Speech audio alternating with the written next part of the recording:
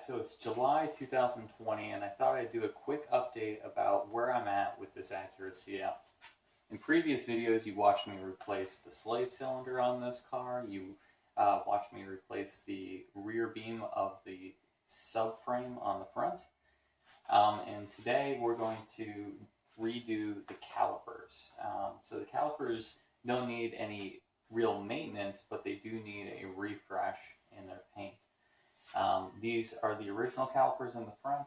The rears have been replaced, so they actually look a little bit better in the rear than they do in the front. But today I thought we would redo the paint on the calipers and give a quick update about where we are with this car. So the quick update on this car is that this car is driving very, very well. The slave cylinder that I replaced in the previous video actually improved the clutch engagement very well. And what I mean is that there was actually a hanging in the clutch when you went to release it that would be spontaneous. So it wasn't a very fluid and smooth movement, which made it very difficult to drive. Especially from a stop to a go, it was almost like it was jerky. So that's a huge improvement. The next phase of this car will be a little bit of a fix on the AC condenser. There's a plugged line not allowing the condensation to release. And since we were driving around the other day with the AC on, the AC condensation was dripping on my wife's feet, so we got to solve that. Otherwise, it's really about cosmetic preparation at this point. The cosmetic work on this car is really the next phase of it. I have plans for maybe re-powder coating the wheels, which is a little bit difficult since I just put the tires on, so that might be on hold. We're going to address the front, which I've mentioned in previous videos. I think we're going to address the deck, the rear deck lid, which means that all new emblems will be placed on this. And that'll pretty much conclude this phase of the rebuild. There's not a lot left on this car that needs to be addressed.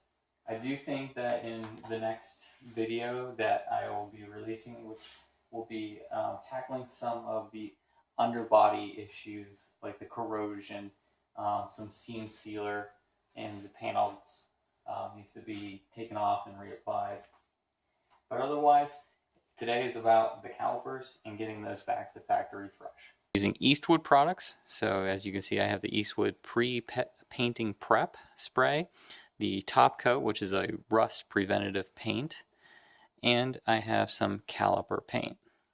It's superior in heat resistant, which is why you would use that versus a traditional paint. I also have a 3M rust removal brush attached to my drill because the front calipers are the original calipers and they have quite a bit of rust on them to the point where it's actually swelled the caliper on the outside. So we'll use that to remove the rust.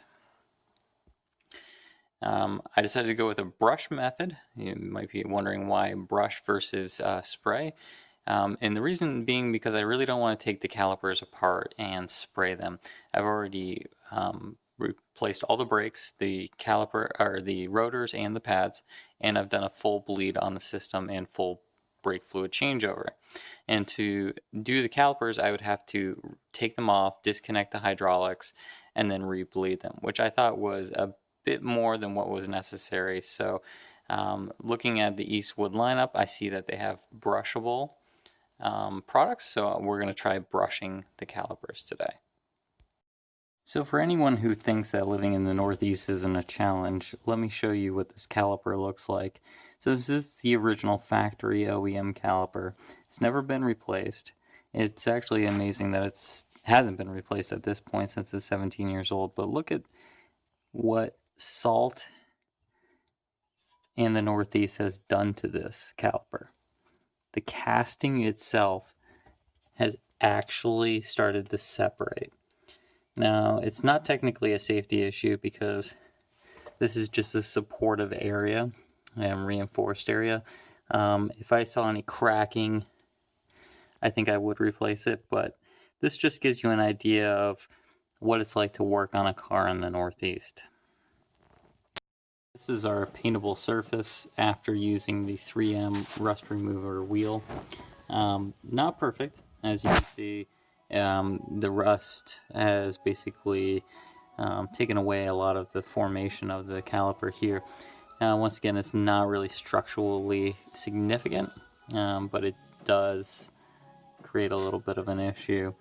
I'm not worried about this, and so we're going to continue on with the prep and paint. This is just the first coat, so there's a little bit of the undercoat shining through here, but here where I got it a little bit thicker, you can see that it really does pop pretty well.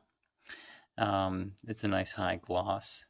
This has been probably on here for about 2-3 hours now, so it's not fully cured. The directions say it can take up to 72 hours for it to fully cure, which is quite alright. Really what we're trying to do is improve the overall cosmetic of the car, so I'm not really looking for something flashy. Here's the finished product. We've got the black calipers set behind the silver wheels. I really think that this works very well with this car. It being primarily black and the silver wheels, it really highlights the wheels and the exterior paint versus trying to show off the calipers.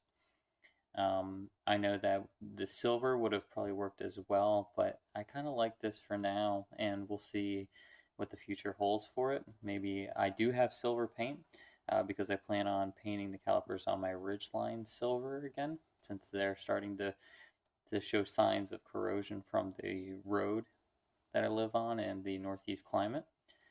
So I can always change this and go with a silver in the future, but for now, I kind of like the black.